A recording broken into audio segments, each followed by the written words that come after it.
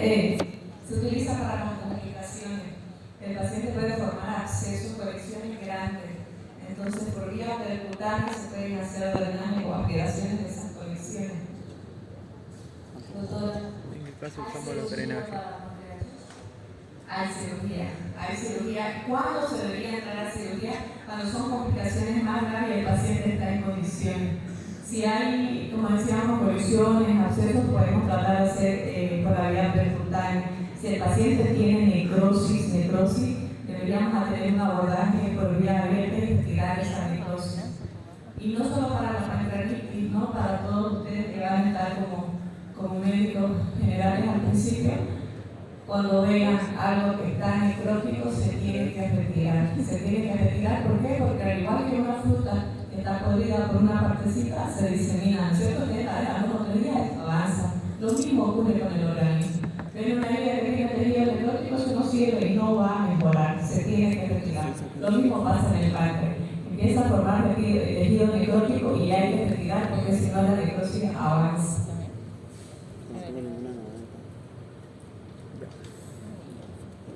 Hay posibilidad de, como una complicación de producirse una diabetes. Sí, como les decía, es una glándula que nos produce enzimas y nos produce en la célula alfa la insulina. Entonces, el paciente que tiene un daño pancreático puede retirar estas células alfa que están en el páncreas y producir una diabetes en el paciente.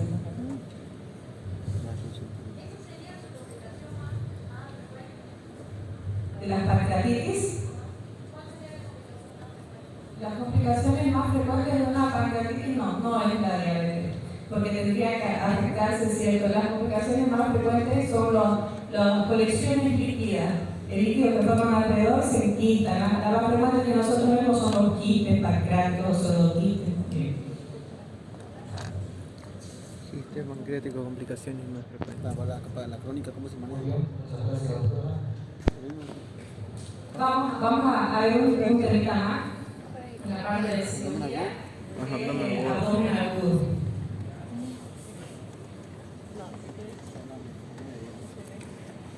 Cuando ustedes, les puse esta imagen porque vamos a empezar de lo general, ¿ya?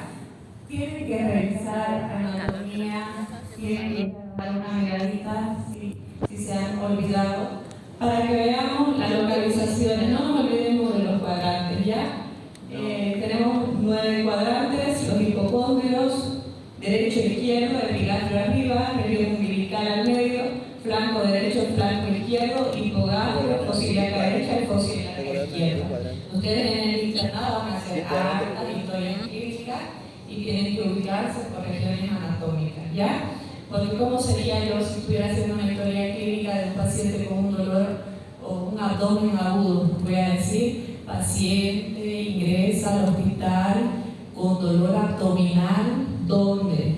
En el epigastrio e hipocondrio derecho que se irradia hacia región dorso-lumbar. Entonces yo tengo que manejar las regiones anatómicas. Si fuera un paciente con abdomen agudo inflamatorio, por ejemplo una apendicitis, paciente refiere que el dolor se inició en región de epigastrio y luego migró a fosa ilíaca derecha. ¿Ya? Vamos a revisar un poquito de anatomía y las regiones, porque no solamente van a poner dolor abdominal, no. Para que uno se oriente, dolor abdominal y las regiones, es muy importante. ¿Qué es un abdomen agudo? Un abdomen agudo es una condición médica urgente que requiere una evaluación y tratamiento rápido. Implica dolor abdominal intenso y repentino, acompañado de otros síntomas que pueden indicar una variedad de condiciones subyacentes. Algunas son potencialmente graves y requieren un tratamiento médico o quirúrgico urgente. Ahí les dejé una imagen, porque yo les digo que la mayoría de las patologías o las más prevalentes patologías quirúrgicas que tenemos, ¿cuáles son? Apendicitis y colecistitis. Ambas patologías se encuentran al lado derecho. La primera imagen es arriba, debajo del reborde costal, al lado derecho en el hipocondrio que tenemos el paciente con dolor en hipocondrio derecho, probablemente un cuadro de una complicación de la vesícula. Y abajo, al lado derecho, todo a la derecha, en posibilidad derecha, apendicitis. Apendicitis y colecitis van a ver todos los días, ¿ya? Por eso les puse esta imagen, para que no se olviden qué es lo que más van a ver. Entonces, la presentación clínica, dolor abdominal, súbito, intenso, continuo, que puede irradiarse a otras regiones. Irradiarse quiere decir, como hablamos en la pancreatitis, me duele la parte de epigastro, hipocondrio derecho, y también me duele atrás. Eso es irradiar, que se va, me duele en los dos lugares al mismo tiempo. En cambio, hay dolores que migran, como en la apendicitis. Quiere decir que al inicio, por la integración del peso solar, le dolía en el epigastrio. Pero eso era, doctora, me va a decir el paciente anoche, esta mañanita de dolor, ¿qué me duele acá? Me duele acá abajo. No le duele al mismo tiempo los dos lados, sino que primero le dolía en un lugar y luego migró y se bajó hacia la posibilidad derecha. Entonces, siempre hacemos la anamnesis, ¿ya? Porque en el paciente tenemos que medir signos vitales. Por favor, no se inventen los signos vitales, ¿ya? Hay pacientes que van a tener que tomar los signos vitales cada media hora, cada hora, depende. Van a estar muy cansados en el internado, los turnos son de más de 24 horas, se tiene que tomar signos vitales a las 1, 2, 3 de la mañana.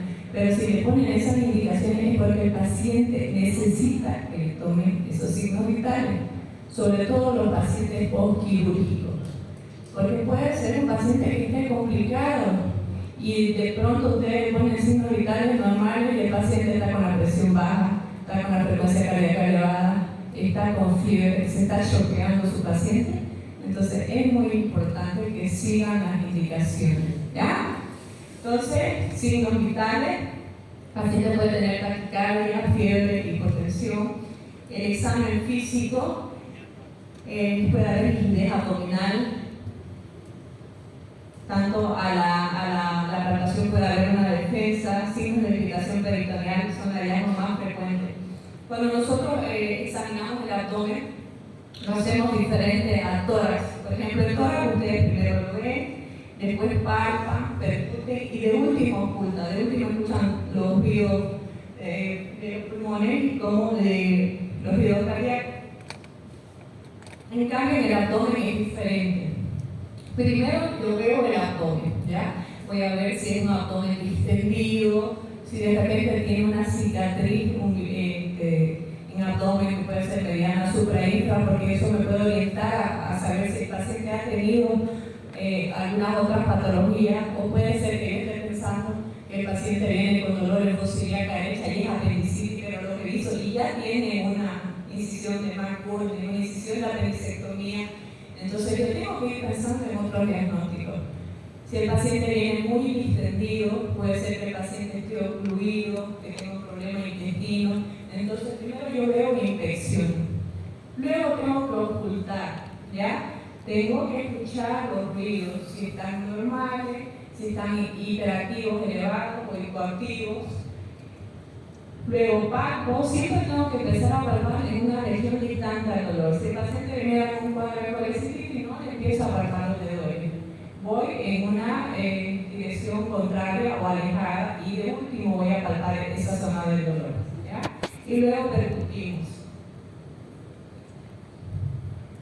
Ahora hay una clasificación de Grisma que el abdomen agudo quirúrgico, lo que necesita resolución quirúrgica, la clasifica en 5: el inflamatorio, el obstructivo, el perforativo, el hemorrágico y el vascular. Vamos a ver cada uno de estos ejemplos. Entonces, los inflamatorios son todas las itis, ya que van a producir un abdomen agudo que necesita intervención quirúrgica. Dijimos que la más común es la apendicitis. Apendicitis, dolor abdominal en posibilidad acá derecha, que yo hago la palpación, siente dolor, pero siente más dolor a la descompresión, un blooper positivo. Le paso a los pacientes que tienen patología de abdomen agudo quirúrgico, vienen sin apetito, el paciente no come porque no tiene apetito o porque está vomitando. Pueden presentar fiebre también. Si la apendicitis u otro órgano se perfora, nosotros tenemos acá encima una membrana que cubre todos los órganos que se llama peritoneo, que si tienen la posibilidad de entrar a una cirugía van a ver esa membrana. Entonces, cuando un órgano se perfora, en la mayoría de casos, hacen una peritonitis. Si el paciente con apendicitis se perfora, ya no va a ser solo el dolor en fusiliaca derecha, va a ser en todos los cuadrantes. Pueden haber diverticulitis, que son como unos saquitos que están en el intestino, que se inflaman. Pueden haber abscesos y pancreatitis. El mecanismo del abdomen agudo quirúrgico inflamatorio, hay una inflamación del peritoneo, una respuesta a los estímulos, una infección delimitada, esta infección progresa y produce una respuesta inflamatoria. Ahí tenemos ejemplos de peritonitis, la más común, apendicitis primero. Si ustedes no diagnostican a tiempo, hasta que el paciente llegue a donde va a ser operado, puede hacer una peritonitis. Más o menos cuánto tarda un apéndice en perforarse después de unas 36 a 48 horas de iniciado el cuadro. Si no se perfora, es porque el organismo en algunos casos puede hacer una reacción donde los otros órganos alrededor tratan de cubrir esa infección y hacen un plastrón, ¿ya? También puede hacer un plastrón, no siempre es peritonitis, a veces hay plastrones apendiculares. El otro es un cuadro obstructivo. Entre estos tenemos hilios funcionales e hilio mecánico, como ser la peritonitis postquirúrgica, una parálisis intestinal. Un hilio mecánico sería por una neoplasia o una masa que obstruya, procesos inflamatorios, litiasis biliar. Hay algunos cálculos grandes que salen y progresan hasta el intestino delgado y llegan a obstruir. Y cuando salen hasta allí, hasta el intestino delgado, se llama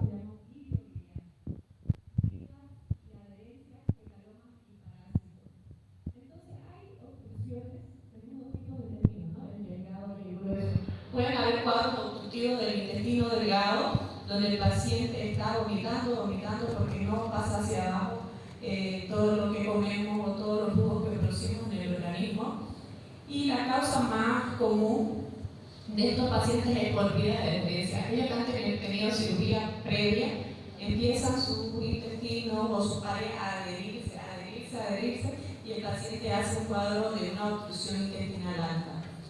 En el intestino delgado, en nuestro país, en Sudamérica, hay muchos Chagas.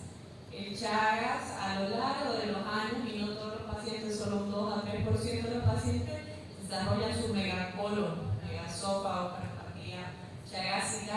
En la parte de cirugía vemos los megacolon. Los diámetros de los intestinos gruesos normal, tienen que saber lo normal, es más o menos de 6 a 8 centímetros, pero estos pacientes van a venir todos distendidos. Ustedes hacen una radiografía de abdomen y van a ver un colon de unos 10 o 15 centímetros así de dilatado. Entonces, como el trypanosoma cruzi afecta a estas fibras, no hay hiperitatismo. ¿Qué es lo primero que hace? Se acumula de materia fecal y hace un fecaloma. El paciente viene distendido, no puede ir al baño, se obstruye. Otra cosa que pasa cuando tienen este megacolon, tenemos una parte del intestino grueso que se llama el sigmoide, que no tiene fijación a la pared. Entonces se hace grande, un dólico megacolon y largo, y luego se tuerce. ¿Ya? Entonces las obstrucciones intestinales que llevan a un abdomen agudo quirúrgico más común que ustedes van a ver son los vólulos y fecalomas. El paciente todo distendido, no puede ir al baño. Podemos intentar un manejo clínico, hacer que el paciente poner enemas, tacto, etc. O tiene que entrar a cirugía. El mecanismo de acción ocurre por obstrucción intraluminal, intrínseca o extrínseca o estrangulación. Ahí, les decía, hay una obstrucción por un hilio biliar, que es un bulito que salió hacia el intestino. También tenemos abdómenes agudos quirúrgicos de origen hemorrágico. Puede ser por un embarazo ectópico roto, un desgarro vascular de una víscera maciza. Es muy importante que siempre ustedes, a mujeres en edad fértil, aquellas que han tenido menstruación o sigan menstruando, le pidan prueba de embarazo. No importa lo que diga la mamá, el papá o la paciente, ¿ya? Ustedes tienen que pedir lo que es necesario y lo que se establece. porque podemos hacer daño a un feto al pedir exámenes como radiografía o al poner medicamentos de un ser que está en formación. Mujer en edad fértil, sí o sí, prueba de embarazo que se llama TESPAC, ¿ya? Porque podemos tener patologías si nos saliera positiva y vemos líquido libre, puede ser un embarazo ectópico roto, la paciente puede entrar en un shock hipovolémico, llegar a orbitar. Van a haber muchos accidentes de tránsito o pacientes que tienen caída o agresión física y en el abdomen pues, se lesionan, ¿no? Los órganos cuando es un traumatismo abdominal cerrado se lesiona mucho el hígado y sangra, el vaso también, y esto nos produce un hemoperitoneo. Mecanismo del trauma por golpe, por accidente, por hemorragia, y esto produce una irritación peritoneal. Ahí vemos un trauma hepático, ¿no? La mayoría de la abdómenes agudos quirúrgicos es por una lesión en el hígado. El último que tenemos son oclusiones vasculares. La etiología es una oclusión arterial, un émbolo, puede ser pacientes con fibrilación auricular, estenosis mitral, infarto agudo miocardio, o trombo que aparece en la arteria mesentérica superior. Tiene que ver un poco también de las irrigaciones acerca de los órganos. Sabemos que la aorta distribuye a todas las regiones del cuerpo, así también vienen las mesentéricas, la superior y la inferior, irrigan intestino delgado, intestino grueso y pueden obstruir. Entonces ya no llega irrigación adecuada a la región donde tendría que llegar. Ahí, por ejemplo, esa que se ve es una isquemia mesentérica. Mesenterio se llama la membrana por la que van los vasos al intestino. Si eso está obstruido y no llega a irrigación, se necrosa. Y hay que retirar todo ese tejido necrótico. También puede haber una oclusión venosa, que es un estado de hipercoagulabilidad, inflamaciones agudas e hipertensión portal. El mecanismo, afección de una arteria, isquemia y necrosis, no llega sangre oxigenada, tejido se necrosa y vamos a tener que hacer resección de ese tejido. Alteraciones capilares a nivel de la pared intestinal. Ahí vemos un ejemplo de isquemia mesentérica aguda. ¿Qué hacemos? Los exámenes complementarios, ya dijimos, primero hacemos anamnesis, siempre pedimos el hemograma y siempre estamos hablando o sospechando o el paciente va a entrar al quirófano, grupo y factor, es muy importante, sobre todo si es un cuadro hemorrágico, porque vamos a tener que transfundir sangre y esto tiene que hacer de acuerdo al tipo sanguíneo del paciente. Pedimos otras pruebas necesarias, ya aquí el TESPAC es la prueba de embarazo para mujeres en edad fértil y algunas otras, de acuerdo a lo que nosotros sospechemos. ¿Ya? Si es una paciente con una apendicitis, el diagnóstico clínico, vamos a pedir amilaza va a tener para qué amilaza, ¿no? Entonces tenemos que pedir los laboratorios de acuerdo a lo que estemos sospechando del paciente. Exámenes de imágenes, las ecografías, radiografía. Cuando son cuadros obstructivos, cuando sospechamos, cuando vemos al paciente todo distendido, ponemos radiografía de abdomen de pie. Ahí vamos a ver, por ejemplo, cuando son intestinales altas, vamos a ver que el intestino delgado es diseccionado en partes, pilas de moneda. Si fuera una obstrucción intestinal baja, por fecaloma, se ven las radiografías y unas miguitas de pan. Toda la materia fecal se ve como miguitas de pan. Si fuera un volcro, el intestino que se torció se ve una imagen de U invertida. Ya sí contamos con estudios más especializados y no hemos llegado a un diagnóstico, podemos pedir tomografía o resonancia magnética. ¿Qué se debe hacer? Estabilizar clínicamente al paciente, rápida investigación de la causa. Paciente dolorido, si tenemos definido el diagnóstico, ponemos también agarramos y colocamos tratamientos farmacológicos, procesos infecciosos, antibióticos, y de acuerdo a lo que necesite el paciente. Pedimos los laboratorios necesarios y entramos al quirófano, ¿no? En caso de perforación, obstrucción y isquemia intestinal. ¿No? Paciente entra a una cirugía abierta, a una laparotomía, en la mayoría de casos. Se pueden hacer cirugías mínimamente invasivas de acuerdo a cómo esté el paciente o dónde nos encontremos. Si tenemos cirugías laparoscópicas, se pueden hacer reconstrucciones anatómicas también, dependiendo de la causa subyacente para que nosotros podamos corregir. Y en lugares que contemos, y de acuerdo a la patología, también podemos hacer cirugías laparoscópicas, que son cirugías menos invasivas. En los cuidados postoperatorios tenemos que monitorizar al paciente, seguimiento riguroso de los signos vitales y la función de los órganos. Paciente que sale del quirófano hay que controlar cada hora signos vitales porque pueden haber complicaciones, ¿no?, en el postquirúrgico inmediato, o pueden haber sangrado, o pueden haber reacciones a la anestesia, etc. Controlar el dolor y la rehabilitación, tratar de que el paciente se reincorpore a sus actividades. ¿Qué complicaciones puede tener? Sepsis, que es una respuesta inflamatoria sistémica grave que puede conducir a una disfunción orgánica. Cualquier enfermedad o patología que no se trata a tiempo, el organismo reacciona, tiene sus mecanismos de defensa, pero hasta cierto punto. Entonces, cuando la infección es más grave y no se trata a tiempo, pues empieza a fallar primero el órgano afectado y luego empiezan a fallar los otros órganos, porque todo nuestro organismo funciona en conjunto. Sí, también puede presentar higiene intestinal. Cuando un apéndice se perfora, se necrosa, no solamente el apéndice se compromete, puede llegar a necrosar el ciego, que es la parte inicial del intestino grueso, y luego abarcar. Y ya es una cirugía más grande donde se tiene que retirar colon también. Puede hacer, como les decía, una falla orgánica, que es una insuficiencia de órganos vitales como pulmones, riñones y corazón. Esa es una, ¿qué creen que es? Un megacolon, ¿no? Esa es el dominio. Es un paciente que llega todo fluido, tratamos de hacer medidas médicas poniendo enema, extracción manual, pero no resultaba. Al final entraron a